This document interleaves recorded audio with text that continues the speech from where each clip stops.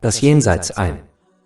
In einem Hadith in Jami at-Tirmidhi, Nummer 2417, warnte der heilige Prophet Muhammad, Friede und Segen seien auf ihm, dass sich am Tag des jüngsten Gerichts die Füße eines Menschen nicht bewegen werden, bis er 5 Fragen beantwortet hat. Das erste betrifft ihr Leben und was sie damit gemacht haben.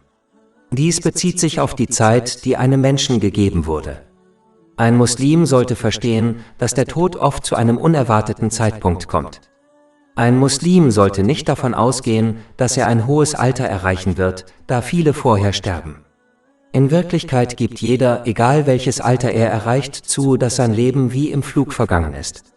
Ein Muslim sollte nicht glauben, dass er Allah, dem Erhabenen, gehorchen wird, beispielsweise indem er die Moscheen zum Gemeinschaftsgebet besucht, wenn er ein hohes Alter erreicht, da dies Wunschdenken ist. Selbst wenn jemand dieses Alter erreicht, wird die Veränderung seiner Umgebung wenig positive Auswirkungen auf seinen Charakter und seinen Gehorsam gegenüber Allah, dem Erhabenen, haben, da er während seines Lebens zu sehr in die materielle Welt vertieft war. Ein Muslim sollte stattdessen die Zeit, die ihm gewährt wurde, nutzen, anstatt zu zögern, indem er Allah, dem Erhabenen, gehorcht, was bedeutet, seine Gebote zu erfüllen, seine Verbote zu meiden und dem Schicksal gemäß den Überlieferungen des heiligen Propheten Muhammad, Friede und Segen seien auf ihm, mit Geduld entgegenzutreten. Wer sich so verhält, wird die ihm zuteil gewordenen Segnungen auf eine Weise nutzen, die Allah, dem Erhabenen, gefällt. Dadurch wird sichergestellt, dass er in beiden Welten Frieden und Erfolg erlangt, unabhängig davon, wie lange er lebt. Kapitel 16 An-Nahl, Vers 97. Wer Gutes tut, sei es Mann oder Frau, während er gläubig ist, dem werden wir gewiss ein gutes Leben verhelfen, und wir werden ihnen gewiss ihren Lohn im Jenseits entsprechend dem Besten geben, was sie zu tun pflegten. Wer seine Zeit jedoch nicht richtig nutzt, wird feststellen, dass er sie mit nutzlosen Dingen vergeudet, was ihn daran hindert, in beiden Welten Frieden und Erfolg zu erlangen, da er seine Ressourcen nicht auf eine Weise nutzt, die Allah, dem Erhabenen, gefällt. Kapitel 20 Taha, Vers 124. Und wer sich von meiner Erinnerung abwendet, dem wird wahrlich ein deprimierendes, schwieriges Leben bevorstehen, und wir werden ihn am Tag der Auferstehung blind versammeln, auferwecken. Wer seine Zeit nicht richtig nutzt, wird am Tag des jüngsten Gerichts ebenfalls zutiefst bereuen, insbesondere wenn man die Belohnung derjenigen sieht, die ihre Zeit richtig genutzt haben. Die nächste Frage, die im Haupthadith gestellt wird, betrifft ihr Wissen und was sie damit gemacht haben. Es ist wichtig, dass Muslime danach streben, nützliches weltliches und religiöses Wissen zu erwerben und noch wichtiger danach zu handeln, um ihre Bedürfnisse und die Bedürfnisse ihrer Angehörigen gemäß den Lehren des Islam zu erfüllen und um Allah, dem Erhabenen, zu gehorchen und die Rechte der Menschen richtig zu erfüllen. Wer unwissend bleibt oder sein Wissen nicht umsetzt, wird in keiner der beiden Welten Erfolg haben. Eine Person wird ihr gewünschtes Ziel nur erreichen, wenn sie zuerst den richtigen Weg findet und ihn dann beschreitet. Aber wenn eine Person den richtigen Weg nicht findet, Wissen erlangt oder ihn nicht beschreitet, nach ihrem Wissen handelt, wird sie ihr gewünschtes Ziel, Erfolg in weltlichen und religiösen Angelegenheiten, nicht erreichen. Nützliches Wissen, nach dem gehandelt wird, führt zu allem Guten, wohingegen der Missbrauch von Wissen in beiden Welten zu Problemen führt. Die dritte und vierte Frage, die den Menschen am Tag des jüngsten Gerichts gestellt wird, dreht sich speziell um ihren Reichtum, wie sie ihn verdient und wie sie ihn ausgegeben haben. Erstens müssen Muslime sicherstellen, dass sie nur rechtmäßigen Reichtum erwerben und zweifelhaften oder unrechtmäßigen Reichtum vermeiden. Unrechtmäßiger Reichtum führt nur zur Ablehnung aller rechtschaffenen Taten. Dies wird in einem Hadith in Sahih Muslim, Nummer 2342, angedeutet. Wenn die Grundlage einer Person auf dem Unrechtmäßigen basiert, wird alles, was daraus entsteht, als unrechtmäßig betrachtet und daher von Allah, dem Erhabenen, abgelehnt. So wie die innere Grundlage des Islam die Absicht einer Person ist, ist die äußere Grundlage des Islam das Erlangen und Verwenden des Rechtmäßigen. Ein Muslim kann rechtmäßigen Reichtum erwerben und ihn für rechtmäßige Dinge ausgeben, wie zum Beispiel die Erfüllung der eigenen Bedürfnisse und der Bedürfnisse seiner Angehörigen ohne Verschwendung, Maßlosigkeit oder Extravaganz. Reichtum kann für eine Person in beiden Welten ein großer Segen sein, wenn er richtig erworben und ausgegeben wird. Wenn dies jedoch nicht der Fall ist, wird es für sie in beiden Welten zu großem Bedauern führen. Aus diesem Grund warnte der heilige Prophet Muhammad, Friede und Segen seien auf ihm, in einem Hadith in Sahih Bukhari, Nummer 6444, dass die Reichen am Tag des jüngsten Gerichts wenig Gutes haben werden, außer denen, die auf eine Weise ausgegeben haben, die Allah, dem Erhabenen, gefällt. Bevor man für nutzlose Dinge Geld ausgibt, sollte man darüber nachdenken, dass man die große Belohnung verpasst, die denen gewährt wird, die ihr Vermögen am Tag des jüngsten Gerichts richtig ausgeben. Dadurch wird sichergestellt, dass sie nur auf eine Weise ausgeben, die Allah, dem Erhabenen, gefällt, und sündige und nutzlose Ausgaben vermeiden. Die letzte Frage betrifft den eigenen Körper und wie man ihn benutzt. Ein Muslim muss daher jedes Organ seines Körpers, wie zum Beispiel sein Seh- und Hörvermögen, auf die richtige Weise benutzen, wie es der Islam vorschreibt. Das ist wahre Dankbarkeit und führt daher zu weiteren Segnungen. Kapitel 14 Ibrahim, Vers 7. Und gedenke, als dein Herr verkündete, wenn ihr dankbar seid, werde ich eure Gunst gewiss vermehren. Man muss sicherstellen, dass man böse und eitle Reden vermeidet, da letzteres am Tag des jüngsten Gerichts sehr bereut wird und oft zu böser Rede führt. Man sollte das Gute sagen oder schweigen. Darüber hinaus müssen sie ihre körperliche Kraft auf eine Weise einsetzen, die Allah, dem Erhabenen, gefällt, bevor sie eines Tages ihre Kraft verlieren und nicht mehr in der Lage sind, rechtschaffene Taten zu vollbringen. Es ist zu hoffen, dass derjenige, der seine Kraft auf die richtige Weise einsetzt, in Zeiten der Schwäche von Allah, dem Erhabenen, unterstützt wird. Tatsächlich wird demjenigen, der seine Gesundheit richtig einsetzt, die gleiche Belohnung gewährt, wenn er krank wird, selbst wenn er nicht mehr dieselben guten Taten vollbringt. Dies wird in einem Hadith empfohlen, der in Imam Bukhari, Adab al-Murad, Nummer 500 zu finden ist. Schließlich muss ein Muslim körperliche und verbale Verletzungen von sich selbst und dem Besitz anderer fernhalten, da dies ein Zeichen eines wahren Muslims und Gläubigen ist. Dies wird in einem Hadith bestätigt, der in Sunan an-Nasai, Nummer 4998 zu finden ist. Das Jenseits 2. In einem Hadith, der in Jami at-Tirmidhi, Nummer 1376 zu finden ist, empfiehlt der heilige Prophet Muhammad, Friede und Segen seien auf ihm, einige rechtschaffene Taten, von denen ein Muslim auch nach seinem Tod noch profitiert, nämlich fortwährende Almosen, nützliches Wissen und ein rechtschaffenes Kind, das für seine verstorbenen Eltern betet. Es ist wichtig zu verstehen, dass weltliche Hinterlassenschaften kommen und gehen. Wie viele reiche und mächtige Menschen haben riesige Reiche aufgebaut, die kurz nach ihrem Tod wieder zerrissen und vergessen wurden. Die wenigen Spuren, die von einigen dieser Hinterlassenschaften hinterlassen wurden, bestehen nur, um die Menschen zu warnen, nicht in ihre Fußstapfen zu treten. Ein Beispiel dafür ist das große Reich des Pharaos. Der Islam lehrt Muslime nicht nur, Segen in Form rechtschaffener Taten ins Jenseits vorauszuschicken, sondern er lehrt Muslime auch, ein schönes Erbe zu hinterlassen, von dem sie und andere Menschen profitieren können. Leider sind viele Muslime so besorgt um ihren Reichtum und ihr Eigentum, dass sie am Ende nur Dinge hinterlassen, die ihnen nicht im geringsten nützen. Jeder Muslim sollte sich nicht täuschen lassen und glauben, er hätte noch genügend Zeit, um sich ein eigenes Erbe aufzubauen, denn der Zeitpunkt des Todes ist unbekannt und bricht oft unerwartet über die Menschen herein. Heute ist der Tag, an dem ein Muslim wirklich über das Erbe nachdenken sollte, das er hinterlassen wird. Und wenn es rechtschaffen ist, sollte er Allah, den Erhabenen, dafür preisen, dass er ihm die Kraft dazu gegeben hat. Aber wenn es etwas ist, das ihm keinen Nutzen bringt, dann sollte er etwas vorbereiten, das ihm nach seinem Tod Nutzen bringt, damit er nicht nur Gutes ins Jenseits schickt, sondern auch Gutes hinterlässt. Es ist zu hoffen, dass derjenige, der auf diese Weise von Gutem umgeben ist, von Allah, dem Erhabenen, vergeben wird. Die im Haupthadith erwähnte fortwährende Wohltätigkeit umfasst alles, wovon die Schöpfung weiterhin profitiert, wie zum Beispiel ein Wasserbrunnen.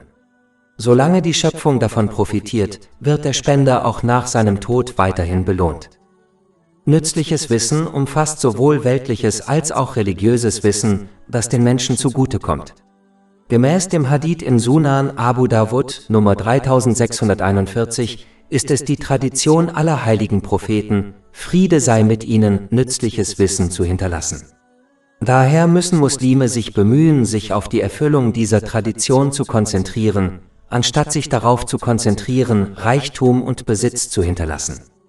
Dieser Teil des Haupthadith ermutigt einen auch, nützliches Wissen zu erlangen und danach zu handeln, da man zuerst lernen muss, bevor man andere lehren kann.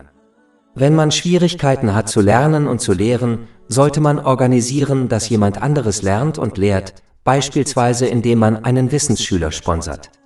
Dadurch wird sichergestellt, dass man einen vollen Anteil an der Belohnung für jedes nützliche Wissen erhält, das dieser Wissensschüler verbreitet. Der letzte Punkt, der im Haupthadith erwähnt wird, kann nur erfüllt werden, wenn man sein Kind gemäß den islamischen Lehren erzieht. Andernfalls wird man sich nicht die Mühe machen, aufrichtig im Namen der verstorbenen Eltern zu beten. Der beste Weg, dies zu erreichen, besteht darin, mit gutem Beispiel voranzugehen. Das bedeutet, dass Eltern die islamischen Lehren lernen und danach handeln und ein praktisches Vorbild für ihre Kinder sein müssen. Wer sich so verhält, wird feststellen, dass sein Kind ihm während seines Lebens und nach seinem Tod ein Segen sein wird, da es regelmäßig aufrichtig für sie betet.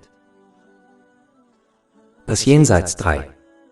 In einem Hadith in Sahih Bukhari, Nummer 6442, wies der heilige Prophet Muhammad, Friede und Segen seien auf ihm, darauf hin, dass der wahre Reichtum eines Menschen das sei, was er ins Jenseits schicke, wohingegen das, was er hinterlasse, in Wirklichkeit der Reichtum seiner Erben sei.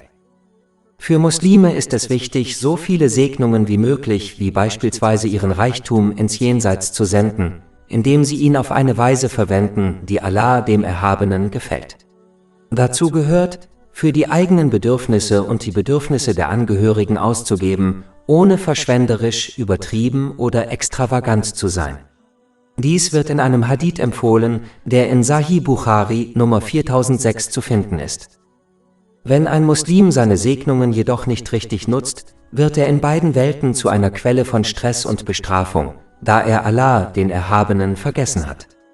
Kapitel 20 Taha, Vers 124. Und wer sich von meiner Erinnerung abwendet, dem wird wahrlich ein deprimierendes, schwieriges Leben bevorstehen. Und wir werden ihn am Tag der Auferstehung blind versammeln, auferwecken.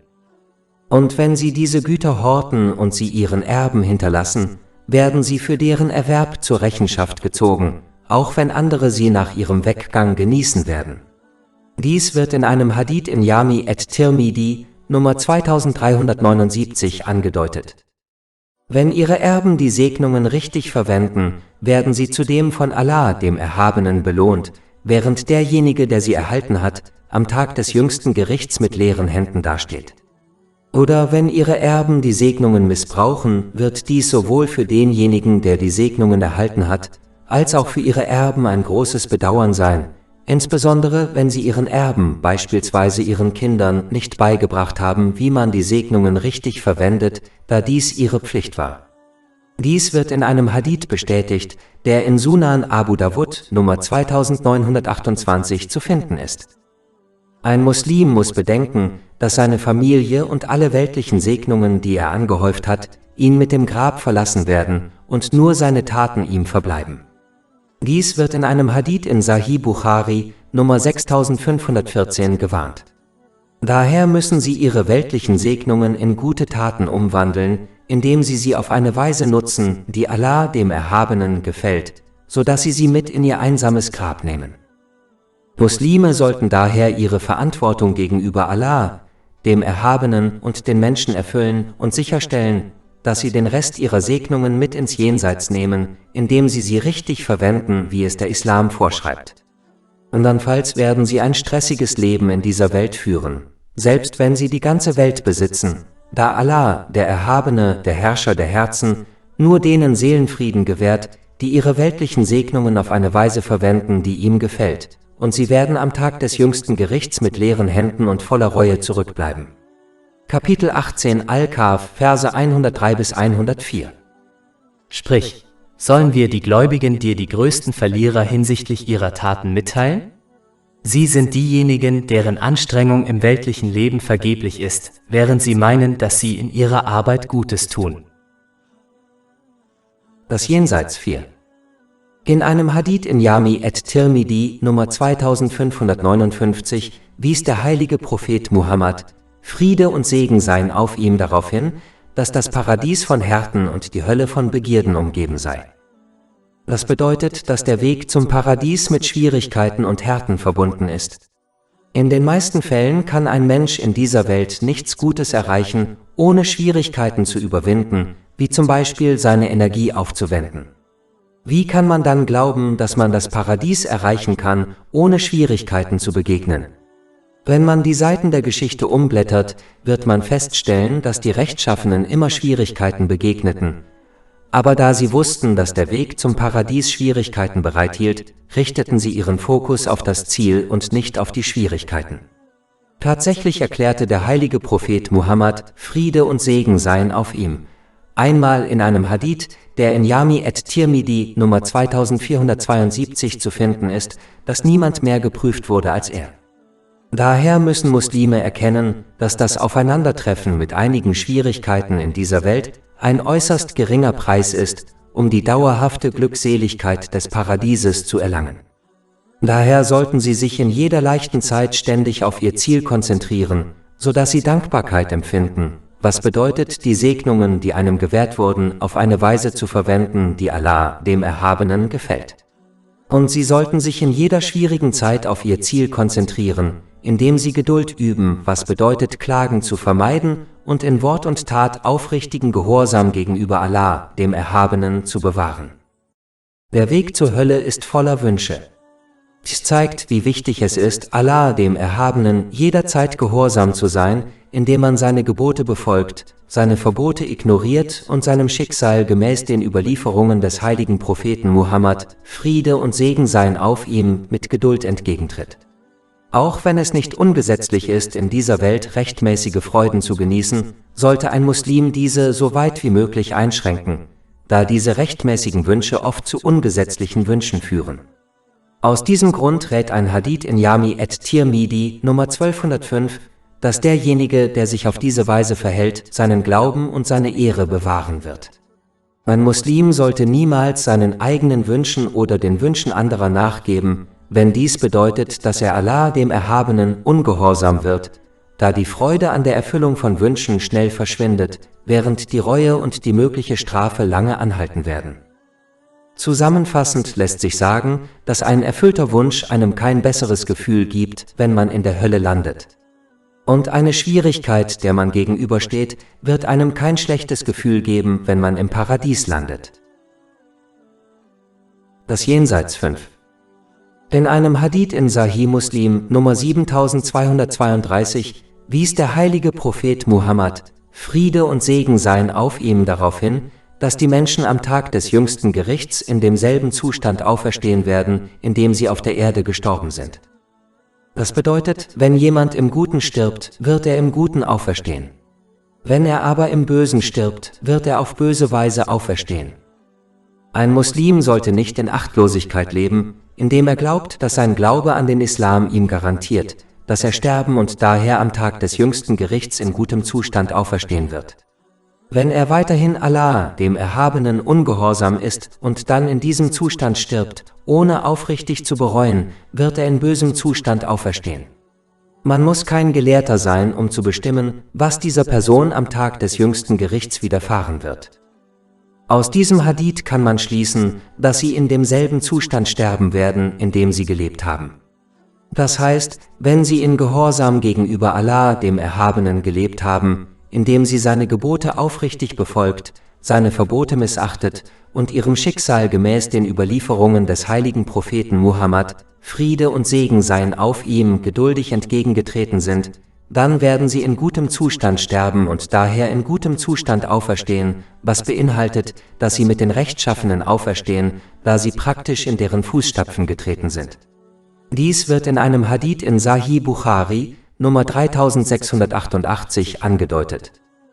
Muslim sollte daher nicht den Weg zur Hölle beschreiten, indem er Allah, dem Erhabenen, ungehorsam ist, was bedeutet, dass er die Segnungen, die er ihm gewährt hat, missbraucht und glaubt, dass er irgendwie in einem guten Zustand wieder auferstehen und sich so den Frommen im Paradies anschließen wird. Kapitel 20 Taha, Verse 124 bis 126. Und wer sich von meiner Erinnerung abwendet, dem wird ein bedrückendes Leben bevorstehen, und wir werden ihn am Tag der Auferstehung blind wieder auferstehen lassen. Er wird sagen, mein Herr, warum hast du mich blind wieder auferstehen lassen, wo ich doch sehend war? Er wird sagen, so kamen unsere Zeichen zu euch, und ihr vergaßt sie, und so werdet auch ihr heute vergessen sein. Das Jenseits 6. In einem Hadith in Sahih Muslim, Nummer 7420, warnte der heilige Prophet Muhammad, Friede und Segen seien auf ihm, dass der einzige Reichtum, den man wirklich besitzt, an 3 Dinge geknüpft sei. Der erste ist, wie viel eine Person von ihrem Vermögen für den Erwerb und Verzehr von Nahrungsmitteln ausgibt. Ein Muslim sollte vernünftig für Nahrungsmittel ausgeben, ohne Übermaß, Verschwendung oder Extravaganz, da dies als Sünde angesehen werden kann. Kapitel 7 Al-Araf, Vers 31. Dort esst und trinkt, doch übertreibt es nicht. Wahrlich, er liebt die Übermaßenden nicht. Für Muslime ist es von entscheidender Bedeutung, nur das Erlaubte zu konsumieren, da das Gebet zurückgewiesen wird, wenn man das Verbotene konsumiert, wie es in einem Hadith in Sahih Muslim, Nummer 2346 heißt. Wenn das Gebet zurückgewiesen wird, wie kann dann der Rest der eigenen Taten von Allah, dem Erhabenen, akzeptiert werden? Tatsächlich weist ein Hadith in Sahih Muslim, Nummer 2342 darauf hin, dass jede gute Tat, die auf Verbotenem beruht, zurückgewiesen wird. So wie die innere Grundlage des Islam die eigene Absicht ist, so ist die äußere Grundlage des Islam das Erlangen und Anwenden des Erlaubten. Und schließlich sollte sich ein Muslim die Einstellung aneignen, einfache Nahrungsmittel zu sich zu nehmen, so dass er isst, um zu leben und nicht lebt, um zu essen, wodurch er ständig durch seinen Magen von wichtigeren Aufgaben und Pflichten abgelenkt wird. Das nächste, wofür man seinen wahren Reichtum ausgibt, ist seine Kleidung. Auch hier sollte ein Muslim Extravaganz und Verschwendung vermeiden, da diese Menschen als die Geschwister des Teufels bezeichnet werden. Kapitel 17 Al-Isra, Vers 27. In der Tat sind die Verschwender Brüder des Teufels. Ein Muslim sollte sich über schöne, saubere und einfache Kleidung freuen, da dies ein Aspekt des Glaubens ist, wie aus einem Hadith in Sunan ibn Majah Nummer 4118 hervorgeht. Der Islam ist nicht gegen ein schönes Erscheinungsbild, aber man muss verstehen, dass man dies leicht erreichen kann, ohne viel Geld oder Zeit aufzuwenden. Die Hingabe an ein schönes Erscheinungsbild darf einen niemals von seinen Pflichten und Verantwortlichkeiten abhalten. Die Wahrheit ist, dass man umso mehr Extravaganz in anderen Aspekten seines Lebens an den Tag legt, wie etwa bei seinem Auto, seinem Zuhause und seinem Essen. Dies wird einen daran hindern, die Segnungen, die einem gewährt wurden, auf eine Weise zu nutzen, die Allah, dem Erhabenen, gefällt. Dies führt zu Schwierigkeiten in beiden Welten. Kapitel 20 Taha, Vers 124. Und wer sich von meiner Erinnerung abwendet, dem wird wahrlich ein deprimierendes, schwieriges Leben bevorstehen. Und wir werden ihn am Tag der Auferstehung blind versammeln, auferwecken. Der endgültige Reichtum, den eine Person wirklich besitzt, ist das, was sie ins Jenseits mitnimmt, indem sie es auf eine Weise ausgibt, die Allah, dem Erhabenen, gefällt. Dazu gehört, dass man gemäß den Lehren des Islam für seine eigenen Bedürfnisse und die Bedürfnisse derer ausgibt, die von ihm abhängig sind, ohne Verschwendung, Maßlosigkeit oder Extravaganz. Dazu gehören alle Segnungen, die einem gewährt wurden, nicht nur Reichtum. Je mehr man diese Segnungen auf eine Weise nutzt, die Allah, dem Erhabenen, gefällt, desto mehr Frieden und Erfolg wird man in beiden Welten erlangen. Kapitel 16 An-Nahl, Vers 97. Wer Gutes tut, sei es Mann oder Frau, während er gläubig ist, dem werden wir gewiss ein gutes Leben verhelfen, und wir werden ihnen gewiss ihren Lohn im Jenseits entsprechend dem Besten geben, was sie zu tun pflegten. Abschließend sollte sich ein Muslim daran erinnern, dass die ersten beiden Dinge bereits von Allah, dem Erhabenen, garantiert wurden, da sie Teil ihrer Versorgung sind, die sich nicht ändern kann und ihnen über 50.000 Jahre vor der Erschaffung von Himmel und Erde zugeteilt wurde. Dies wird in einem Hadith bestätigt, der in Sahih Muslim Nummer 6748 zu finden ist. Daher sollten Sie bei der Suche nach ihnen gemäßigt sein und sich stattdessen mehr auf den letzten Aspekt konzentrieren. Alle anderen Formen des Erwerbs und der Verwendung von Reichtum gehören in Wirklichkeit nicht einer Person und bleiben anderen zum Genießen überlassen, auch wenn sie am Tag des jüngsten Gerichts dafür zur Rechenschaft gezogen werden. Das Jenseits 7. In einem Hadith, der in Sahih Muslim Nummer 2864 zu finden ist, warnte der heilige Prophet Muhammad, Friede und Segen seien auf ihm, dass die Sonne am Tag des jüngsten Gerichts bis auf 3 Kilometer an die Schöpfung heranrücken werde. Dies werde dazu führen, dass die Menschen entsprechend ihrer Taten während ihres Lebens auf der Erde zu schwitzen beginnen. Manchen Menschen werde der Schweiß bis zu den Knöcheln reichen, manchen bis zu den Knien und anderen bis zum Mund. Man muss sich nur an die Zeiten erinnern, in denen sie extremem Sommerwetter ausgesetzt waren und wie die Hitze ihre Einstellung und ihr Verhalten beeinflusst hat, um zu ermessen, wie schwierig die Situation am Tag des jüngsten Gerichts sein wird, wenn ihnen die Sonne so nahe gebracht wird. Dies zeigt, dass diejenigen, die sich hart anstrengen und sich aufrichtig bemühen, um Allah, dem Erhabenen, zu gehorchen, indem sie seine Gebote befolgen, seine Verbote missachten und ihrem Schicksal gemäß den Überlieferungen des heiligen Propheten Muhammad, Friede und Segen seien auf ihm, mit Geduld entgegentreten, am Tag des jüngsten Gerichts Entspannung finden werden. Aber diejenigen, die faul waren, sich entspannten und die Segnungen missbrauchten, die ihnen während ihres Lebens auf Erden zuteil wurden, werden am Tag des jüngsten Gerichts großem Stress ausgesetzt sein. Einfach gesagt, wer sich hier anstrengt, wird sich dort entspannen, aber wer sich hier entspannt, wird sich dort unter Schwierigkeiten anstrengen. Nur wie die Menschen in dieser materiellen Welt hart dafür arbeiten, ein angenehmes Leben und sogar einen angenehmen Ruhestand zu erreichen, obwohl das Erreichen des Rentenalters nicht garantiert ist, sollten Muslime in dieser Welt noch härter arbeiten, indem sie Allah, dem Erhabenen, gehorchen und die Segnungen, die ihnen gewährt wurden, auf eine Weise nutzen, die ihm gefällt, damit sie in dieser Welt und an dem Tag, der garantiert kommen wird, Frieden und Wohlstand erlangen können. Es ist ein Zeichen großer Unwissenheit, nach einem Tag zu streben, den man vielleicht nie erreicht, nämlich dem Tag der Rente, und nicht nach einem Tag zu streben, den man garantiert erreichen und erleben wird, nämlich dem Tag des jüngsten Gerichts. Das Jenseits 8.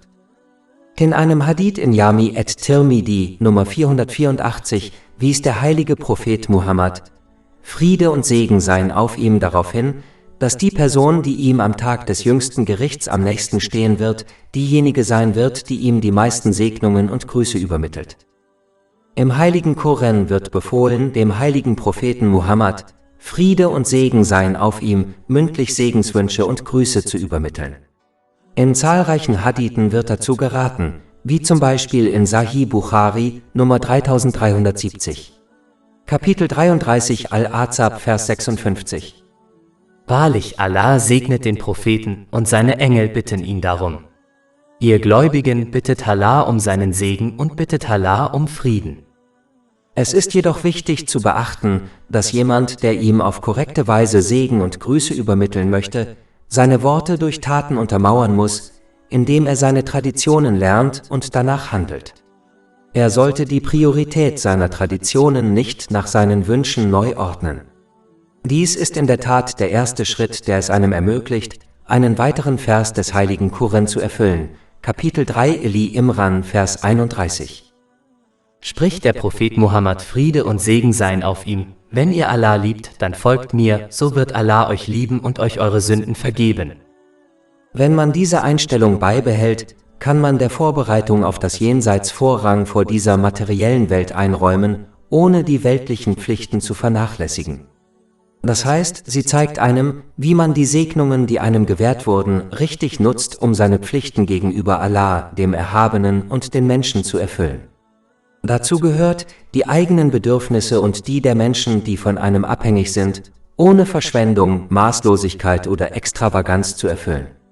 So kann man sich in jeder Situation richtig zurechtfinden, egal ob es gute oder schlechte Zeiten sind, ohne sich zu sehr der materiellen Welt, den eigenen Wünschen oder anderen Menschen zu widmen. Diese Einstellung ermöglicht es, allem und jedem den rechtmäßigen Platz in seinem Leben zu geben, ohne etwas oder irgendeine Person zu vernachlässigen oder sich übermäßig zu widmen.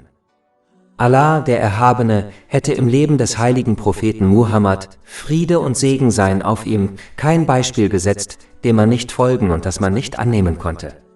Kapitel 33 Al-Ahzab, Vers 21.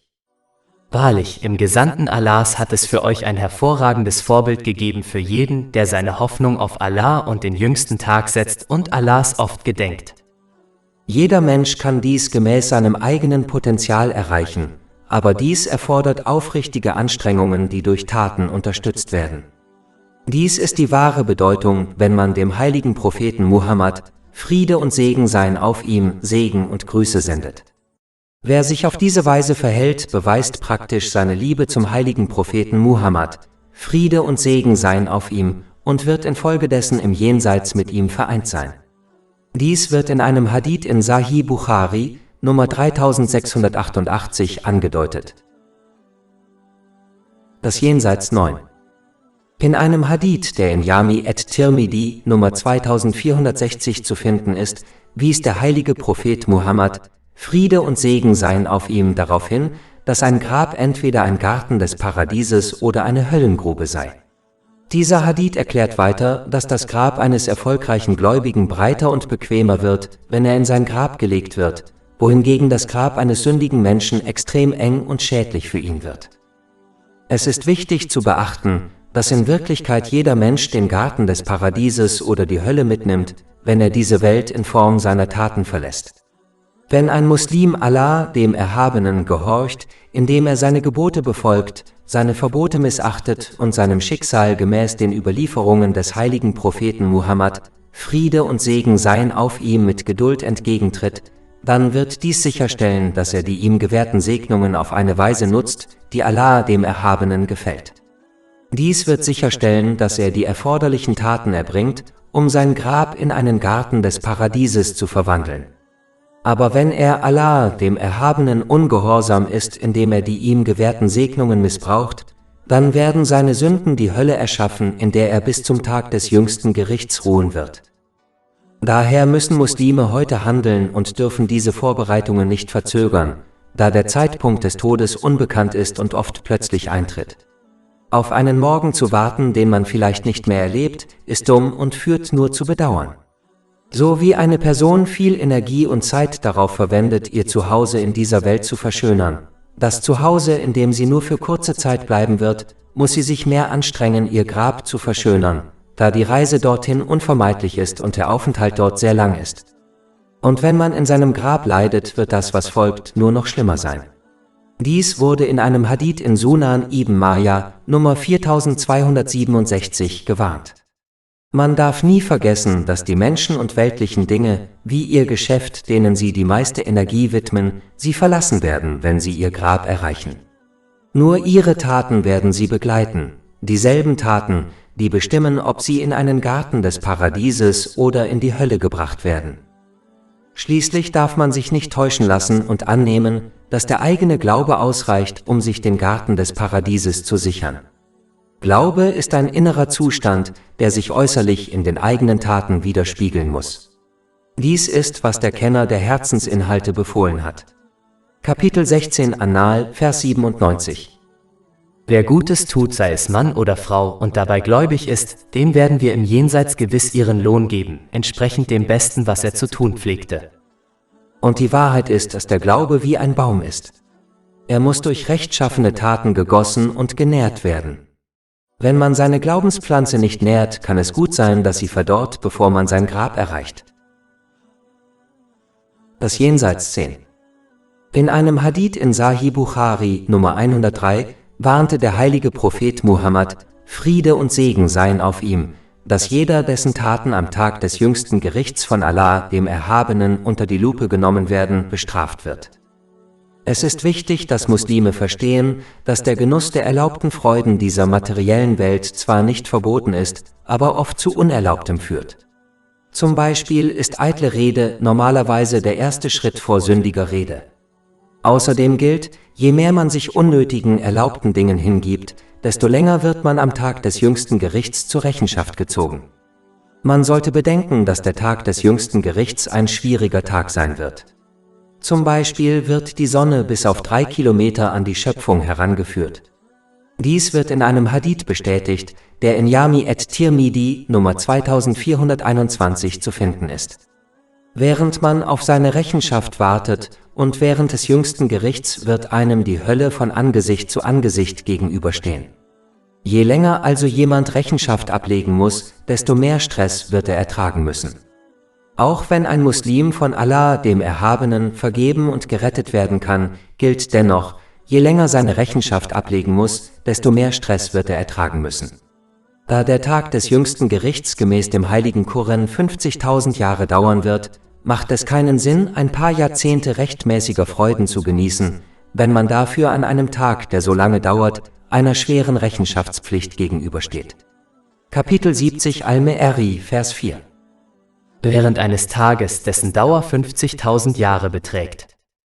Es ist daher am besten, ein einfaches Leben zu führen, um die eigene Verantwortung am Tag des jüngsten Gerichts zu minimieren. Dies ist einer der Gründe, warum der heilige Prophet Muhammad, Friede und Segen seien auf ihm, in einem Hadith in Sunan ibn Majah, Nummer 4118 darauf hinwies, dass Einfachheit ein Teil des Glaubens ist. Ein einfaches Leben wird dazu führen, dass die ärmeren Muslime 500 Jahre vor den reichen Muslimen ins Paradies kommen, da sie weniger zahlen müssen. Dies wird in einem Hadith in Sunan ibn Majah, Nummer 4122 bestätigt. Wenn man bedenkt, dass die Menschen im Allgemeinen nicht älter als 80 Jahre werden, ist es dann sinnvoll, ein genussvolles Leben zu führen, wenn man dadurch 500 Jahre später ins Paradies kommt? Dies setzt natürlich voraus, dass man das Paradies direkt betritt, ohne vorher in der Hölle bestraft zu werden. Ein Muslim muss immer daran denken, dass er umso mehr Stress in dieser Welt erfährt, je mehr er sich an rechtmäßigen weltlichen Dingen ergötzt, desto mehr wird er davon abgelenkt, sich auf das Jenseits vorzubereiten, was bedeutet, die Segnungen, die ihm gewährt wurden, auf eine Weise zu nutzen, die Allah, dem Erhabenen, gefällt, und desto schwerer wird seine Rechenschaftspflicht am Tag des jüngsten Gerichts sein. Er dagegen ein einfaches Leben führt, bei dem er weltliche Dinge gemäß seinen Bedürfnissen und Pflichten ohne Verschwendung, Maßlosigkeit und Extravaganz erwirbt und nutzt, wird geistigen und körperlichen Frieden erlangen und ermutigt sein, sich praktisch auf den Tag des jüngsten Gerichts vorzubereiten, was zu einer leichteren endgültigen Abrechnung führt. Man muss kein Gelehrter sein, um zu bestimmen, welcher Weg der beste ist. Das Jenseits 11. In einem Hadith in Sahih Bukhari, Nummer 1372, bestätigte der heilige Prophet Muhammad, Friede und Segen seien auf ihm, dass es im Grab eine Bestrafung gibt.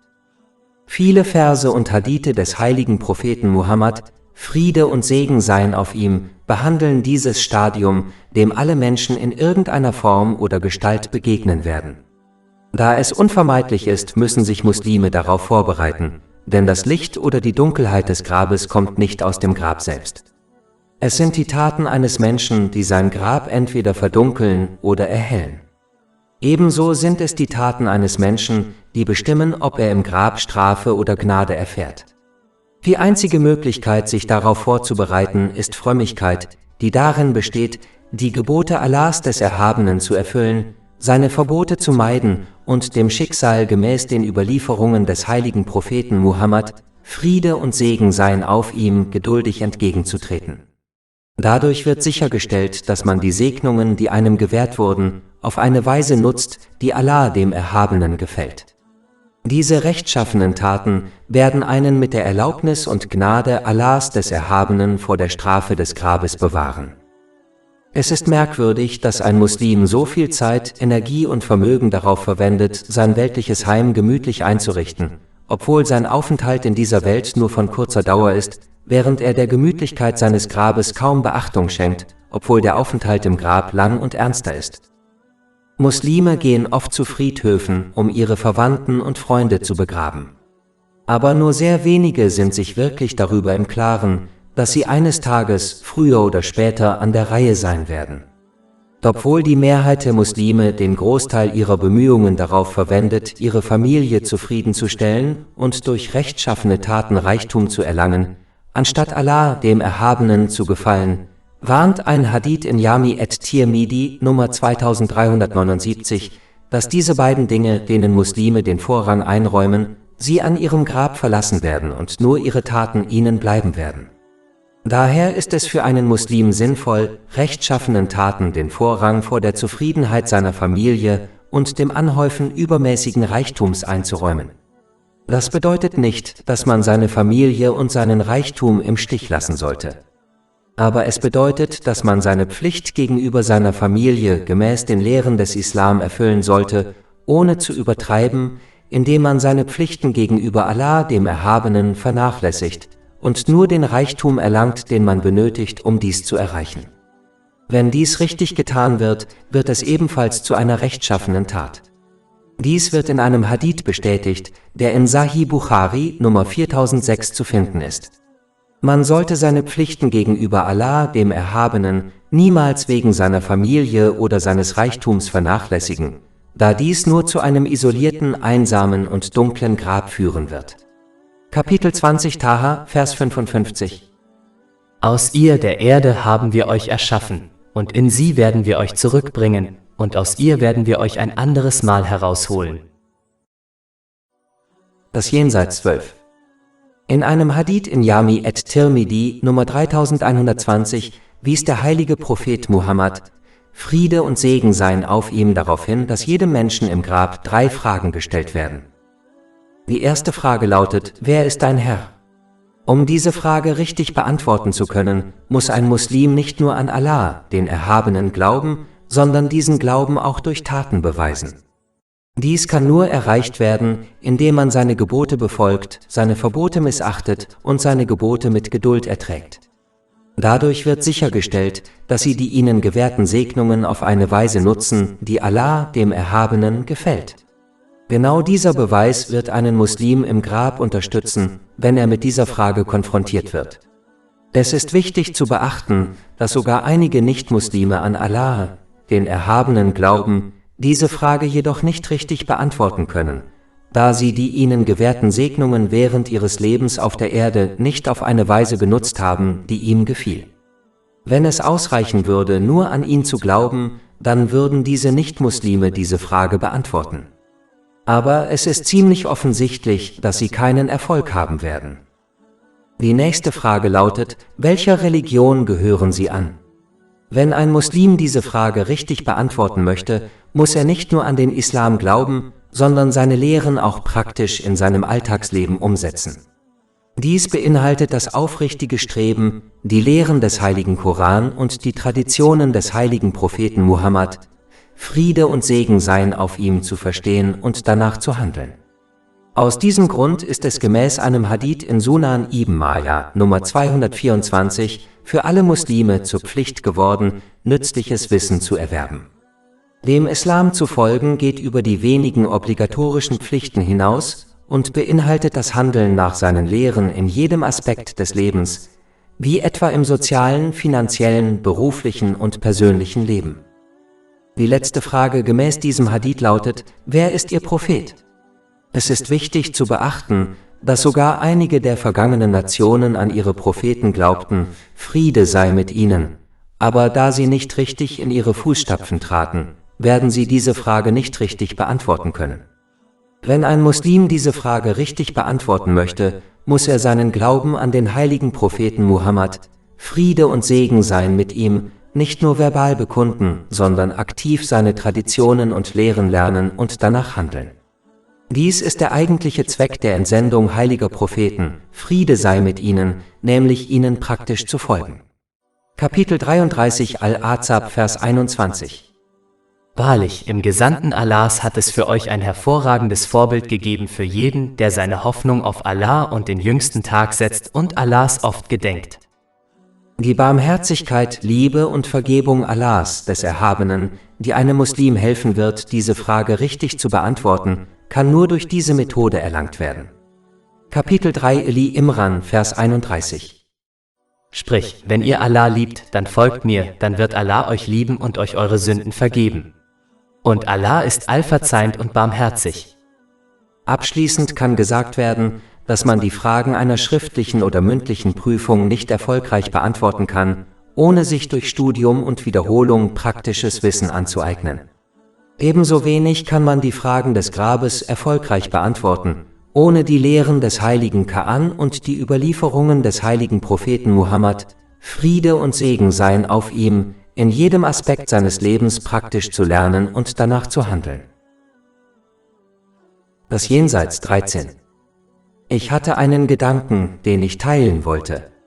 Ich dachte über die verschiedenen Schwierigkeiten und Zeiten der Erleichterung nach, denen Menschen im Laufe ihres Lebens begegnen. Es gibt Dinge, an die sich ein Muslim erinnern kann, um seinen Fokus auf den Gehorsam gegenüber Allah, dem Erhabenen, zu richten, was beinhaltet, seine Gebote zu erfüllen, seine Verbote zu missachten und dem Schicksal mit Geduld entgegenzutreten. Eines dieser Dinge ist, sich an eine Tatsache zu erinnern, die durch einen Hadith in Sahih Muslim Nummer 7088 unterstützt wird. Er besagt, dass die Person, die im Paradies landet, nicht von den Schwierigkeiten betroffen sein wird, die sie während ihres Lebens auf der Erde erlebt hat. Und die Person, die in der Hölle landet, wird sich nicht besser fühlen, wenn sie an den Luxus erinnert wird, den sie während ihres Lebens auf der Erde genossen hat. Man sollte sich nicht täuschen lassen und denken, das Jenseits sei wie diese Welt. In dieser Welt machen einem die Schwierigkeiten auch dann noch zu schaffen, wenn sie vorüber sind. Und die Momente, in denen man Luxus genossen hat, können einem selbst im Gefängnis ein besseres Gefühl geben. Im Jenseits ist das jedoch nicht der Fall. Ein Muslim sollte sich also daran erinnern, wenn er Schwierigkeiten gegenübersteht, denn er sollte wissen, dass es ihm überhaupt nichts ausmacht, wenn er im Paradies landet. Und Sünden, eitle Dinge und der Luxus dieser Welt werden ihm kein besseres Gefühl geben, wenn er in der Hölle landet.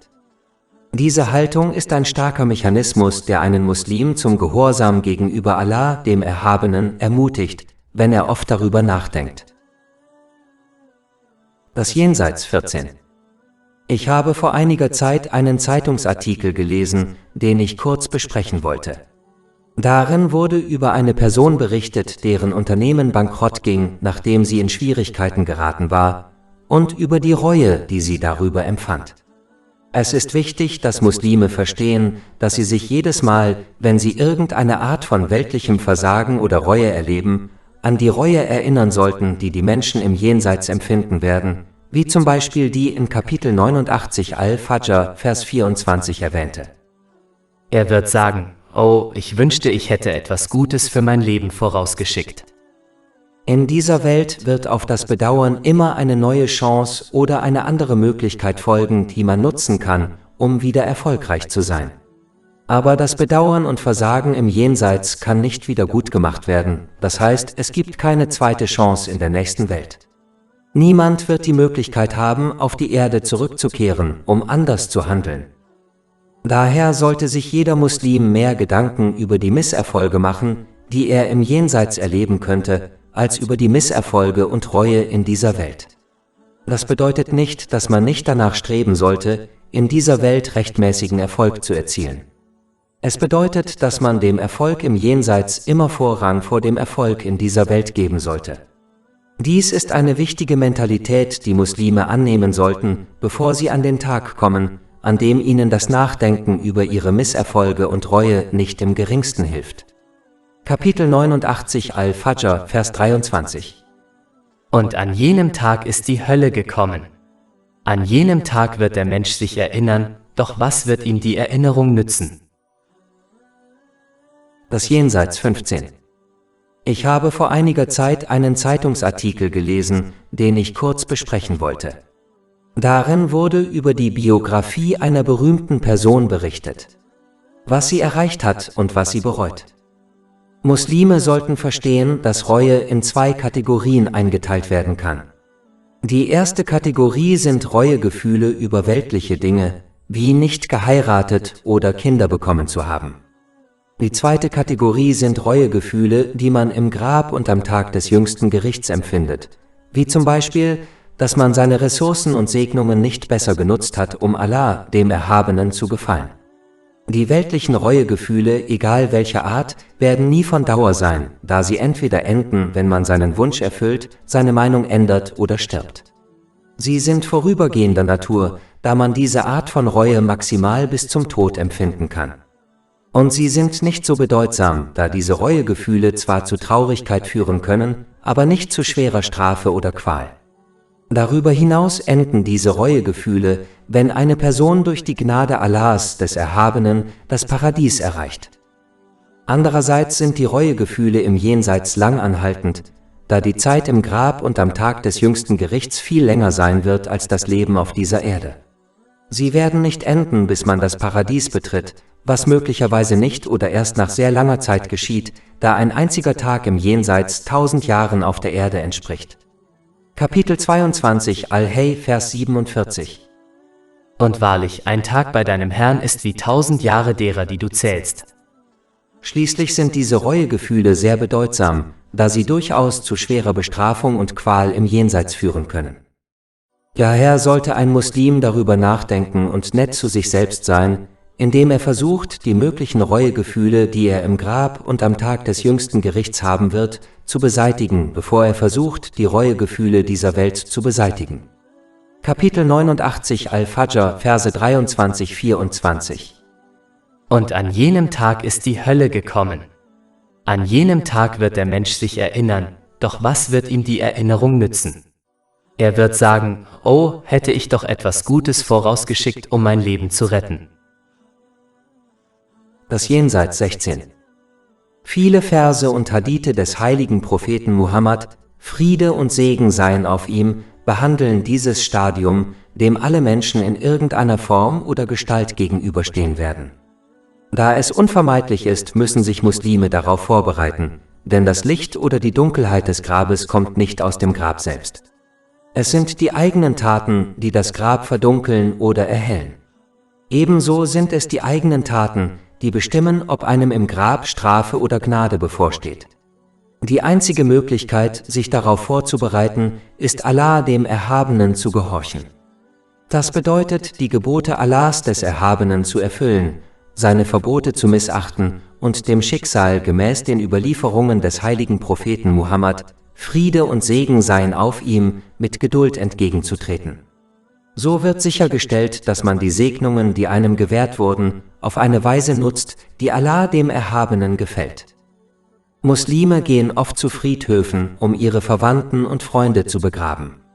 Aber nur sehr wenige sind sich wirklich darüber im Klaren, dass sie eines Tages, früher oder später, an der Reihe sein werden. Obwohl die Mehrheit der Muslime den Großteil ihrer Bemühungen darauf verwendet, ihre Familie zufriedenzustellen und durch rechtschaffene Taten Reichtum zu erlangen, anstatt Allah dem Erhabenen zu gefallen, warnt ein Hadith in Jami at-Tirmidhi Nummer 2379 davor, dass diese beiden Dinge, denen Muslime den Vorrang einräumen, sie mit ihrem Grab verlassen werden und nur ihre Taten bei ihnen bleiben werden. Daher ist es für einen Muslim sinnvoll, rechtschaffenen Taten den Vorzug vor der Zufriedenheit seiner Familie und dem Erwerb übermäßigen Reichtums zu geben. Dies bedeutet nicht, dass man seine Familie und seinen Reichtum aufgeben sollte. Es bedeutet jedoch, dass man seine Pflicht gegenüber seiner Familie gemäß den Lehren des Islam erfüllen sollte, ohne zu übertreiben, indem man seine Pflichten gegenüber Allah dem Erhabenen vernachlässigt und nur die weltlichen Dinge wie Reichtum erlangt, die man dazu benötigt. Wenn dies richtig getan wird, wird es ebenfalls zu einer rechtschaffenen Tat. Dies wird in einem Hadith bestätigt, der in Sahih Bukhari Nummer 4006 zu finden ist. Man sollte seine Pflichten gegenüber Allah, dem Erhabenen, niemals wegen weltlicher Dinge wie der Familie oder des Reichtums aufgeben, da dies nur dazu führen wird, dass man die Segnungen missbraucht, die einem gewährt wurden. Dies wiederum wird zu einem isolierten, einsamen und dunklen Grab führen. Das Jenseits 17. Der Posaunenstoß wird den Tod der Schöpfung herbeiführen. Dies wird in einem Hadith bestätigt, der in Sahih Muslim Nummer 7381 zu finden ist. Wichtig zu lernen ist, dass dies ein Ruf ist, dessen Antwort niemand ablehnen kann oder wird. Er wird zur Auferstehung und zum jüngsten Gericht führen. Daher sollten Muslime dem Ruf Allahs des Erhabenen durch den heiligen Propheten Muhammad, Friede und Segen seien auf ihm, durch aufrichtigen Gehorsam folgen, indem sie die Gebote Allahs des Erhabenen erfüllen, seine Verbote meiden und ihrem Schicksal gemäß den Überlieferungen des heiligen Propheten Muhammad, Friede und Segen seien auf ihm, mit Geduld entgegentreten. Dadurch wird sichergestellt, dass sie die Segnungen, die ihnen gewährt wurden, auf eine Weise nutzen, die Allah, dem Erhabenen, gefällt. Kapitel 8 an Anfal, Vers 24. Ihr Gläubigen, antwortet Allah und dem Gesandten, wenn er euch zu dem aufruft, was euch Leben gibt. Wer in dieser Welt auf diesen Ruf antwortet, wird den letzten Ruf leicht ertragen und beantworten können. Wer in dieser Welt dagegen dem Ruf Allahs des Erhabenen gegenüber achtlos lebt und die ihm gewährten Segnungen missbraucht, wird darin keinen Frieden finden und wird gezwungen sein, dem Ruf der Posaune zu folgen, was für ihn eine große Belastung sein wird, die er ertragen und beantworten muss. Ein Mensch kann den Ruf Allahs des Erhabenen nur so lange ignorieren, wie der letzte Ruf früher oder später ergehen wird und niemand in der Lage sein wird, ihn zu vermeiden oder zu ignorieren. Wenn dies unvermeidlich ist, macht es Sinn, dass man heute darauf reagiert, anstatt in Achtlosigkeit zu leben. Wenn man die Posaune achtlos erklingen hört, wird ihm weder eine Tat noch ein Bedauern nützen, und was danach für diese Person kommt, wird noch schrecklicher sein.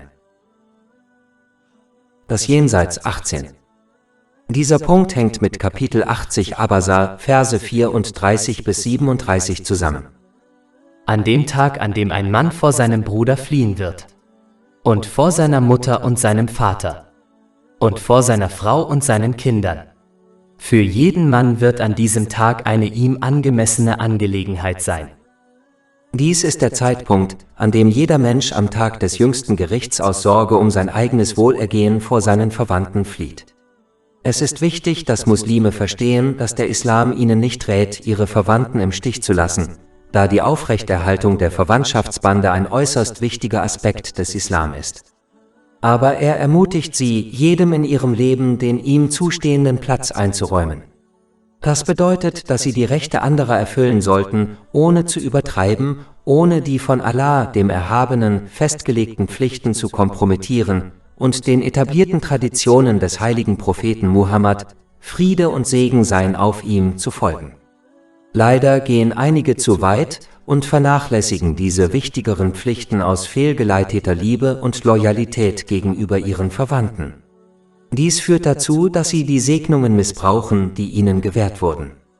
Einige streben sogar danach, unrechtmäßig an Nahrung zu kommen und begehen Sünden, um ihren Verwandten zu gefallen. Dieses große Ereignis zeigt deutlich die Schattenseiten dieser Vorgehensweise. Ein Muslim sollte andere, insbesondere seine Verwandten, immer in guten Dingen unterstützen, sie jedoch niemals in schlechten Dingen unterstützen, unabhängig davon, wie eng seine Bindung zu ihnen sein mag, da es keinen Gehorsam gegenüber der Schöpfung gibt, wenn dieser zum Ungehorsam gegenüber Allah, dem Erhabenen, führt. Kapitel 5 Al-Ma'idah, Vers 2. Und helft in Rechtschaffenheit und Frömmigkeit, aber helft nicht in Sünde und Aggression. Darüber hinaus wird dieses große Ereignis zwischen Menschen stattfinden, die in den meisten Fällen eine tiefere Verbindung haben als eine Person zu ihren Freunden. Wenn also dies das Schicksal der Verwandten am Tag des jüngsten Gerichts ist, kann man sich dann das Schicksal der Freunde vorstellen? Kapitel 25 Al-Furqan, Vers 28. Oh wehe mir! Ich wünschte, ich hätte diesen nicht zum Freund genommen.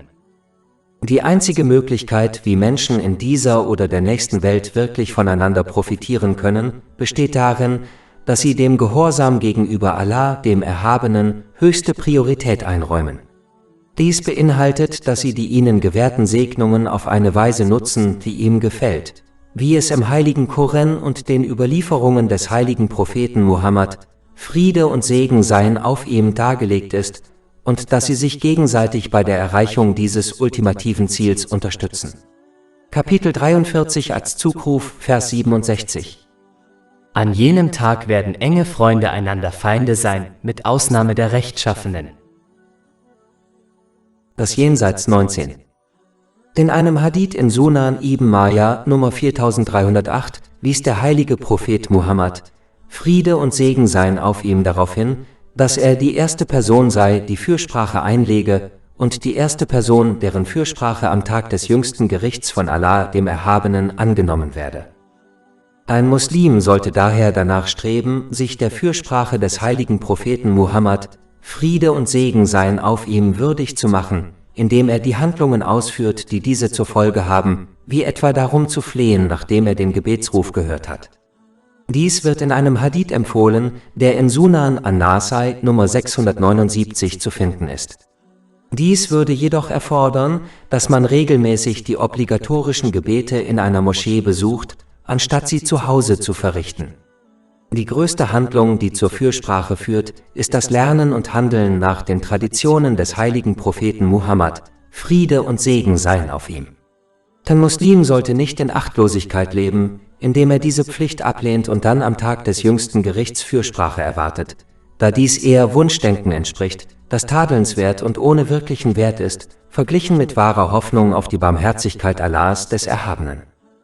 Leider erwarten manche Muslime, die diesem Wunschdenken verfallen sind, durch diese Fürsprache ins Paradies zu gelangen, obwohl sie Allah dem Erhabenen nicht gehorchen, indem sie seine Gebote befolgen, seine Verbote missachten und ihrem Schicksal gemäß den Überlieferungen des heiligen Propheten Muhammad, Friede und Segen seien auf ihm, mit Geduld entgegentreten. Diese Muslime müssen sich darüber im Klaren sein, dass manche Muslime, deren Strafe durch die Fürsprache gemildert wird, trotz der Tatsache, dass Fürsprache stattfindet, dennoch in die Hölle kommen werden. Selbst ein einziger Augenblick in der Hölle ist wahrlich unerträglich.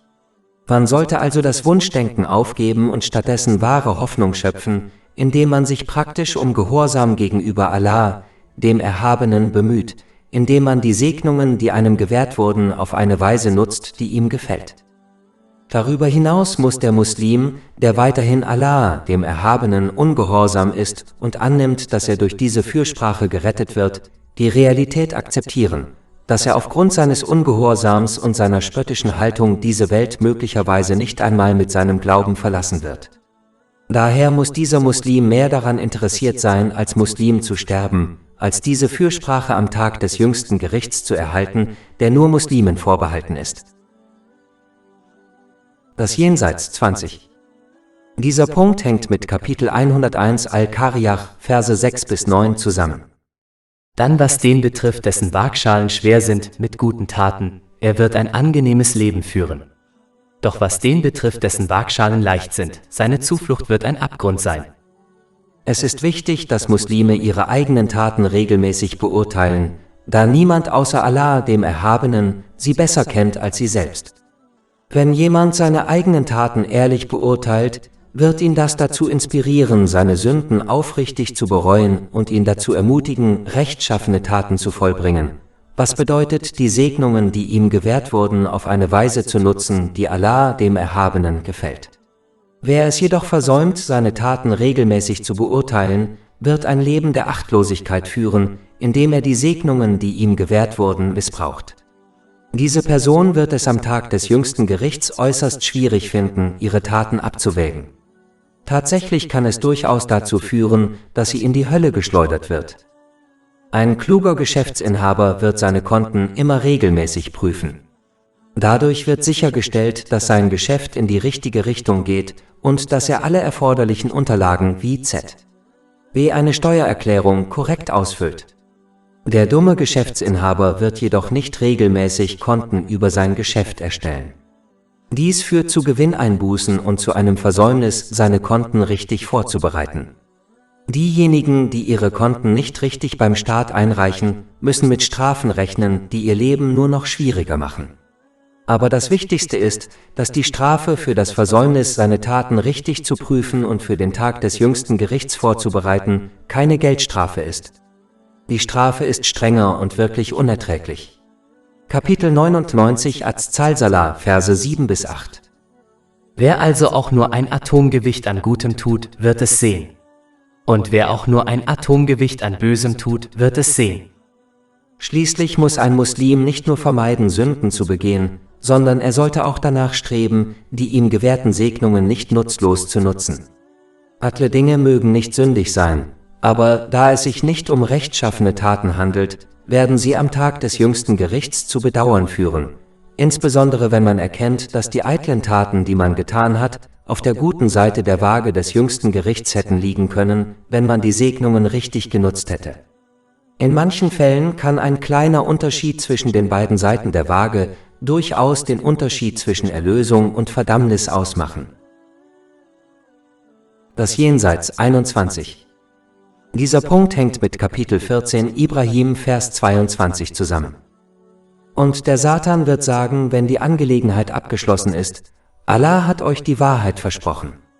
Und ich habe es euch versprochen, aber ich habe euch betrogen. Aber ich hatte keine Macht über euch, außer dass ich euch eingeladen habe und ihr mir geantwortet habt. Also gebt mir nicht die Schuld, sondern gebt euch selbst die Schuld.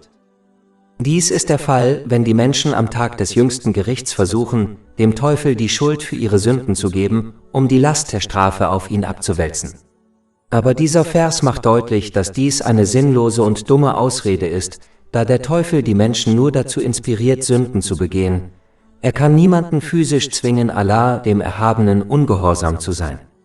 Jeder Mensch trifft die Entscheidung, Allah, dem Erhabenen, zu gehorchen oder ihm ungehorsam zu sein, indem er die Segnungen, die ihm gewährt wurden, richtig oder falsch nutzt, und wird daher die Konsequenzen seiner Entscheidung tragen. Leider verstehen einige diesen wichtigen Punkt nicht. Sie begehen oft Sünden und geben entweder anderen die Schuld, indem sie erklären, sie seien überzeugt worden, so zu handeln, oder sie erklären, dass ihnen das offene Begehen von Sünden durch andere irgendwie die Erlaubnis gibt, auf dieselbe Weise zu handeln.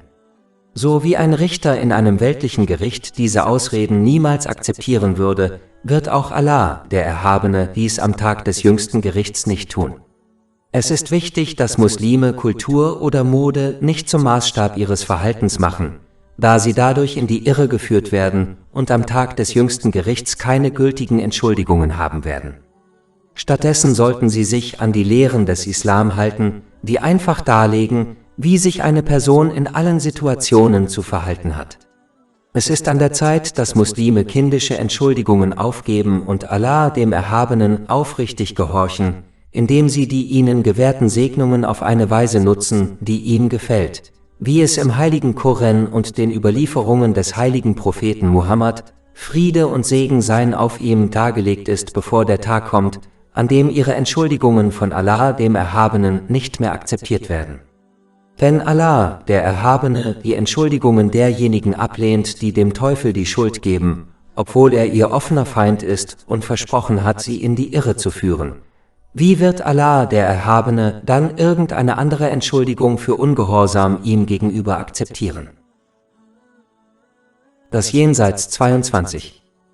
Es gibt viele Hadithe, die sich mit dem himmlischen Teich befassen, wie zum Beispiel der in Sahih Bukhari, Nummer 6579.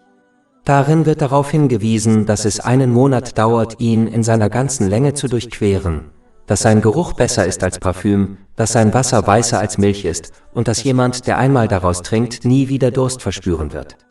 Der letzte Punkt ist äußerst wichtig, da die Menschen am Tag des jüngsten Gerichts einen extremen und unvorstellbaren Durst verspüren werden. Beispielsweise wird die Sonne bis auf 3 Kilometer an die Schöpfung herangeführt, was dazu führen wird, dass die Menschen übermäßig schwitzen. Dies wird in einem Hadith in Jami at-Tirmidhi, Nummer 2421, bestätigt. Es besteht kein Zweifel, dass jeder Muslim aus diesem Teich trinken möchte, unabhängig von der Stärke seines Glaubens. Es ist jedoch wichtig zu beachten, dass ein Muslim danach streben sollte, sich würdig zu machen, daraus zu trinken, anstatt einfach nur zu hoffen, dies zu erreichen. Dies wird erreicht, indem man die Gebote Allahs, des Erhabenen, befolgt, seine Verbote missachtet und dem Schicksal gemäß den Überlieferungen des heiligen Propheten Muhammad, Friede und Segen seien auf ihm, mit Geduld entgegentritt. Darüber hinaus müssen Muslime Ungehorsam gegenüber Allah, dem Erhabenen, vermeiden, insbesondere solche Handlungen, die einen daran hindern, den himmlischen Teich zu erreichen. Ein Hadith in Sahih Muslim, Nummer 5996, warnt beispielsweise, dass einige Muslime, die böse Dinge in den Islam eingeführt haben, festgenommen und daran gehindert werden, den himmlischen Teich zu erreichen. Ein anderer Hadith in Sunan an-Nasai, Nummer 4212, warnt, dass diejenigen, die die Lügen und falschen Handlungen der ungerechten Herrscher unterstützen und glauben, den himmlischen Teich nicht erreichen werden. Daher ist es für Muslime, die den himmlischen Teich erreichen und daraus trinken möchten, wichtig, ungehorsam gegenüber Allah, dem Erhabenen, zu vermeiden und sich um seinen aufrichtigen Gehorsam zu bemühen. Das Jenseits 23. Den Menschen wird befohlen, die Brücke zu überqueren, die am Tag des jüngsten Gerichts über der Hölle errichtet wird. Dies wurde in den islamischen Lehren ausführlich diskutiert, beispielsweise im Hadith in Sahih Bukhari, Nummer 6573. Er warnt, dass sich an der Brücke extrem große Haken befinden werden, die die Menschen je nach ihren Taten treffen werden. Einige werden von ihnen in die Hölle geschleudert, andere werden großer Folter ausgesetzt sein, bevor sie die Brücke überqueren, andere werden nur minimale Verletzungen davontragen, und schließlich werden die Rechtschaffenen nicht durch sie verletzt. Ein weiterer Hadith in Sahih Muslim, Nummer 455, warnt, dass die Brücke schmaler als ein Haar und schärfer als ein Schwert sei. Daraus lässt sich lernen, dass jeder Mensch die Brücke gemäß seinen Taten überquert. Daher ist es für Muslime wichtig, keine Pflichten zu vernachlässigen, wenn sie die Brücke sicher überqueren möchten. Sie müssen Allah, dem Erhabenen, aufrichtig gehorchen, indem sie die ihnen gewährten Segnungen auf eine Weise nutzen, die ihm gefällt, wie es im heiligen Koran und den Überlieferungen des heiligen Propheten Muhammad, Friede und Segen seien auf ihm, dargelegt ist. Man sollte dies nicht vernachlässigen und einfach hoffen, dass man die Brücke auf magische Weise unbeeinflusst überquert. Darüber hinaus ist die Leichtigkeit, mit der eine Person diese Brücke überquert, ein Spiegelbild dafür, wie sehr sie dem geraden Weg des Islam in dieser Welt treu geblieben ist. Dieser gerade Weg ist der Weg des heiligen Koran und der Traditionen des heiligen Propheten Muhammad, Friede und Segen seien auf ihm. Kapitel 3 Ali Imran, Vers 31. Sprich, wenn ihr Allah liebt, dann folgt mir, dann wird Allah euch lieben und euch eure Sünden vergeben. Wer diesen Weg verlässt, wird diese Brücke nicht erfolgreich überqueren. Einfach ausgedrückt, je standhafter man in dieser Welt auf dem geraden Weg bleibt, indem man den heiligen Koran und die Traditionen des heiligen Propheten Muhammad, Friede und Segen seien auf ihm, lernt und danach handelt, desto leichter wird man am Tag des jüngsten Gerichts die Brücke über die Hölle überqueren. Der gerade Weg ist in dieser Welt klar dargelegt worden, also gibt es für die Menschen keine Ausreden mehr. Das Jenseits 24. Man sollte bedenken, dass in Wirklichkeit jeder Mensch, der in der Hölle landet, das Feuer, das ihm in der Hölle begegnet, in Form seiner Sünden aus dieser Welt mitnimmt. Wenn sich ein Muslim diese Realität in sein Gedächtnis einprägt, wird er jede Sünde, egal ob groß oder klein, als ein Stück unerträglichen Feuers betrachten. So wie ein Mensch das Feuer in dieser Welt meidet, sollte er auch Sünden meiden, da es sich um verborgenes Feuer handelt, das ihm im Jenseits gezeigt wird. Darüber hinaus sollte ein Muslim nicht in Achtlosigkeit leben und glauben, er könne einfach seine Liebe zu Allah, dem Erhabenen, dem heiligen Propheten Muhammad, Friede und Segen seien auf ihm, und den Gefährten möge Allah mit ihnen zufrieden sein, bekunden, ohne diese verbale Erklärung durch Taten zu untermauern. Wenn dies wahr wäre, dann hätten sich die Gefährten, möge Allah mit ihnen zufrieden sein, nicht so sehr darum bemüht, Allah, dem Erhabenen, zu gehorchen, und sie hätten den Islam und den Tag des jüngsten Gerichts zweifellos besser verstanden als die Menschen nach ihnen. Einfach ausgedrückt, eine Liebeserklärung ohne Taten wird einen nicht vor der Hölle retten.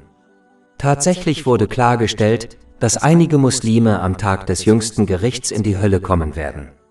Ein Muslim, der es aufgibt, Allah, dem Erhabenen, aufrichtig zu gehorchen, indem er die ihm gewährten Segnungen auf ihm wohlgefällige Weise nutzt, wie es im heiligen Koran und den Überlieferungen des heiligen Propheten Muhammad, Friede und Segen seien auf ihm, dargelegt ist, sollte verstehen, dass seine Haltung dazu führen kann, dass er noch vor seinem Tod seinen Glauben verliert, so dass er am Tag des jüngsten Gerichts als Nicht-Muslim auftritt, was der größte Verlust ist.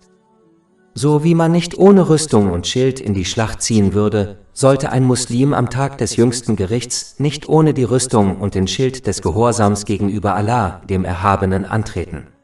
Andernfalls wird ein Muslim, der am Tag des jüngsten Gerichts ohne den Schutz des Gehorsams gegenüber Allah, dem Erhabenen, ankommt, genauso wie ein Soldat ohne Schutz höchstwahrscheinlich Schaden nehmen wird.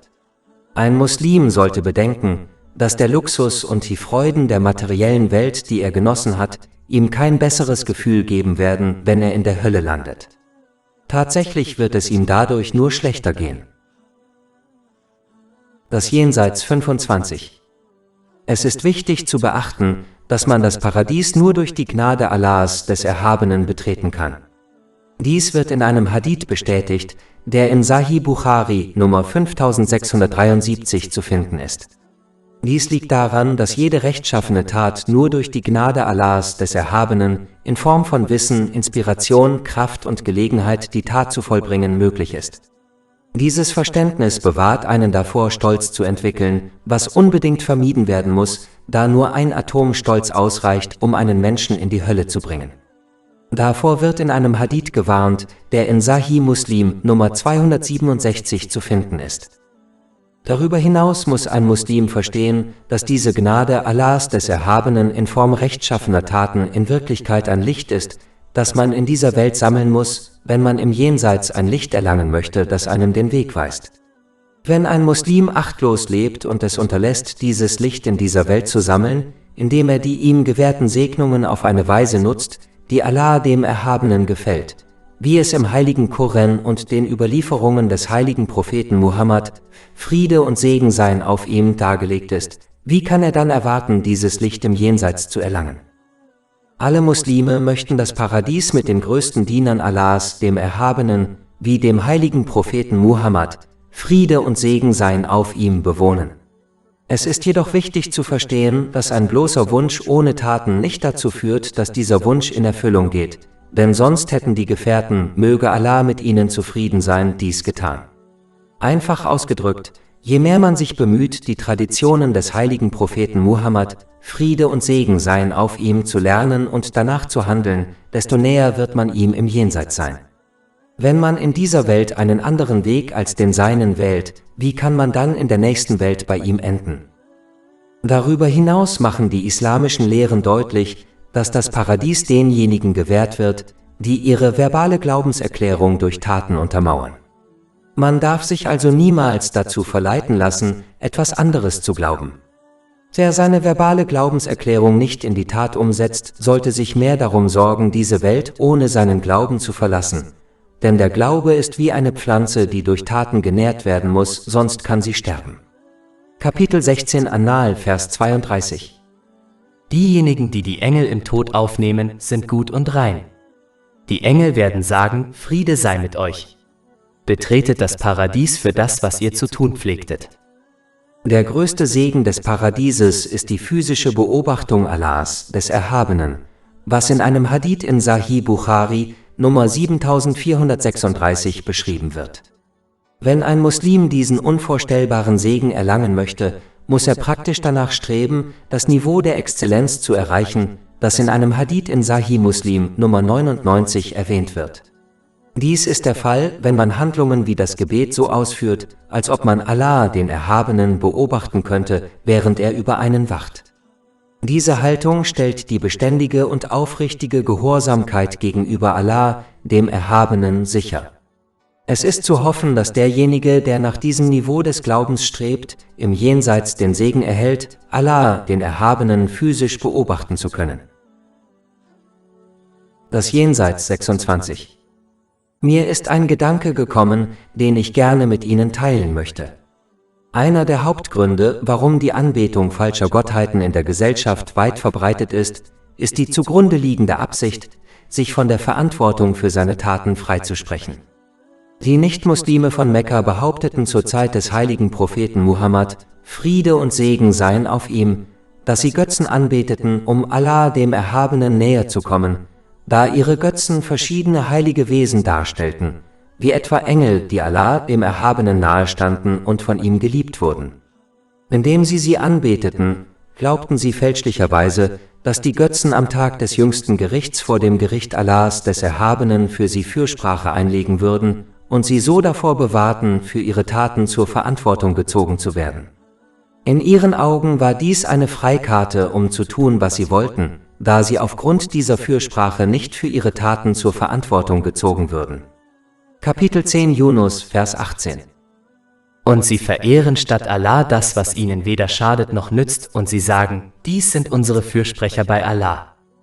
Und Kapitel 39 Az-Zumar, Vers 3. Und diejenigen, die sich Beschützer außer ihm nehmen, sagen, Wir dienen ihnen nur, damit sie uns eine Stellung näher zu Allah bringen. Wahrlich, Allah wird zwischen ihnen über das richten, worüber sie uneins sind. Wahrlich, Allah weist dem Lügner nicht den Weg. Leider hat sich eine ähnliche Einstellung in die Köpfe einiger Muslime eingeschlichen, die einen ähnlichen Glauben vertreten, bei dem sie versuchen, jemanden zu finden, der als heilig und Allah, dem Erhabenen, nahe gilt, und sich bemühen, ihm zu gefallen, indem sie ihm durch Geschenke, Präsente und in manchen Fällen durch ein ungesundes Maß an Respekt und Ehrerbietung gefallen. Ihr Ziel ist es, diese heiligen Menschen dazu zu bringen, vor dem Gericht Allahs, des Erhabenen, in dieser Welt und im Jenseits für sie Fürsprache einzulegen. Auch wenn das Fürbitten für andere rechtmäßig ist und die Fürsprache am Tag des jüngsten Gerichts im Namen der Gläubigen eine feststehende Tatsache ist, bedeutet dies dennoch nicht, dass man von der Verantwortung für seine Taten befreit ist. Anders zu denken bedeutet, diese Tatsachen bloß zu verhöhnen. Dieser falsche Glaube hat viele Muslime dazu getrieben, sich einem Wunschdenken hinzugeben, wonach sie glauben, sie könnten Allah, dem Erhabenen, offen und beharrlich ungehorsam sein und dennoch durch die Fürsprache dieser heiligen Menschen jeglicher Verantwortung entgehen. Wenn dies wahr wäre, hätten die Gefährten, möge Allah mit ihnen zufrieden sein, die Bittgebete und die Hilfe des heiligsten Mannes von allen, des heiligen Propheten Muhammad, Friede und Segen seien auf ihm, erhalten können. Doch fürchteten sie ständig ihre Verantwortung und verharrten daher in ihrem aufrichtigen Gehorsam gegenüber Allah, dem Erhabenen. Dazu gehört, die Segnungen, die einem gewährt wurden, auf ihm wohlgefällige Weise zu verwenden, wie es im heiligen Koran und den Überlieferungen des heiligen Propheten Muhammad, Friede und Segen seien auf ihm, dargelegt ist. Anstatt zu versuchen, einen Ausweg aus der unvermeidlichen Verantwortung zu finden, sollten sie sich stattdessen bemühen, sich darauf vorzubereiten, indem sie die Gebote Allahs, des Erhabenen, befolgen, seine Verbote missachten und dem Schicksal gemäß den Überlieferungen des heiligen Propheten Muhammad, Friede und Segen seien auf ihm, mit Geduld entgegentreten. Andernfalls könnten sie an einem großen Tag mit einer strengen und schwierigen Verantwortung konfrontiert werden. Das Jenseits 27. Ich hatte einen Gedanken, den ich teilen wollte. Einer der Einwände derjenigen, die den Tag des jüngsten Gerichts leugnen, ist, dass sie es kaum glauben können, dass Allah, der Erhabene, den Staub und die Knochen der Menschen einsammeln wird, die in den meisten Fällen verstreut und mit der Erde und anderen Dingen wie Wasser vermischt wurden, wie etwa bei denen, deren Körper eingeäschert und deren Überreste im Ozean verstreut wurden. Die Tatsache, dass Allah, der Erhabene, allwissend ist, weist darauf hin, dass er sich des Standorts jedes Partikels, aus dem ein Mensch besteht, voll bewusst ist und dass er auch die Macht und Kontrolle hat, diese Partikel wieder zusammenzubringen. Um dies zu verstehen, sollte man über die verschiedenen Lebensmittel nachdenken, die sie essen, und die Dinge, die sie kaufen. Diese Lebensmittel und Dinge bestehen aus verschiedenen Teilen, die in verschiedenen Teilen der Welt angebaut und kultiviert werden. Sie werden an einen einzigen Ort gebracht, um den Artikel herzustellen oder das Lebensmittel zuzubereiten, das dann an ein Geschäft oder direkt an einen Kunden geliefert wird. Wenn Menschen die Fähigkeit haben, verschiedene Zutaten und Teile aus der ganzen Welt zu sammeln, um einen Gegenstand herzustellen oder ein Gericht zuzubereiten, warum ist es dann überraschend, dass Allah, der Erhabene, der Allwissende, der Allmächtige, die Partikel eines Menschen zusammenträgt, um ihm wieder Leben zu geben, so wie er ihm das erste Mal Leben gab? Bei diesem Prozess werden keine Fehler passieren, da Allah, der Erhabene, sich der einzigartigen Merkmale eines jeden Menschen, wie seiner DNA und Fingerabdrücke, voll bewusst ist. Kapitel 75 Al-Qiyamah, Verse 3-4. Meint der Mensch, dass wir seine Gebeine nicht zusammenfügen werden? Doch wir sind in der Lage, sogar seine Fingerspitzen in Stücke zu fassen. Das Jenseits 28. Mir ist ein Gedanke gekommen, den ich gerne mit Ihnen teilen möchte. Eine weit verbreitete Haltung, die man oft unter Nichtmuslimen findet, ist auch bei Muslimen zu beobachten. Diejenigen, die nicht an den Tag des jüngsten Gerichts glauben, behaupten oft, dass sie, selbst wenn er real wäre, an diesem Tag Frieden mit Allah, dem Erhabenen, schließen würden.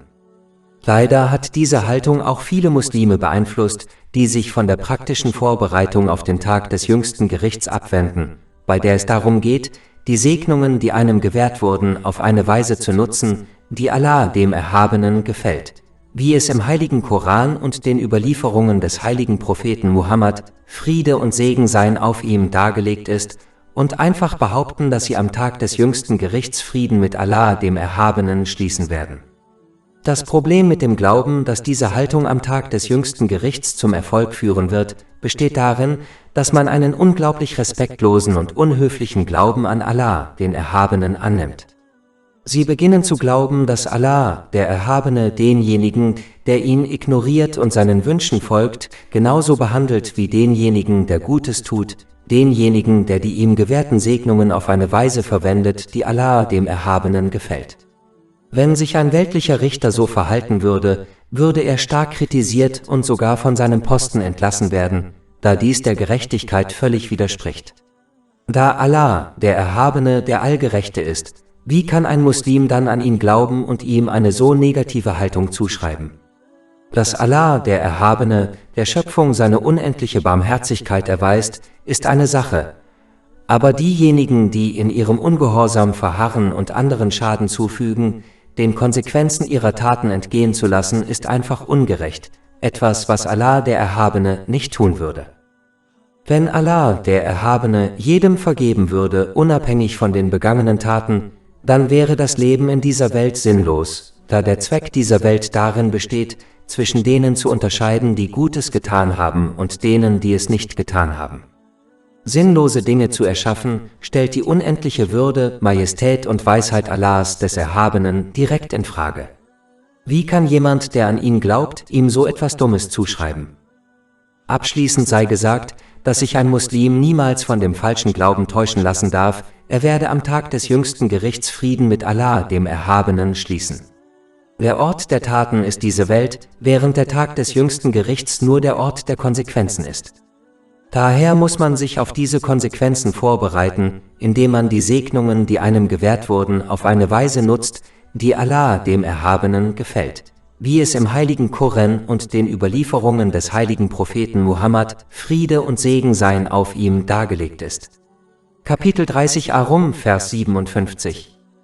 An jenem Tag wird ihre Entschuldigung denjenigen, die Unrecht getan haben, nichts nützen, noch wird von ihnen verlangt, Allah zu beschwichtigen.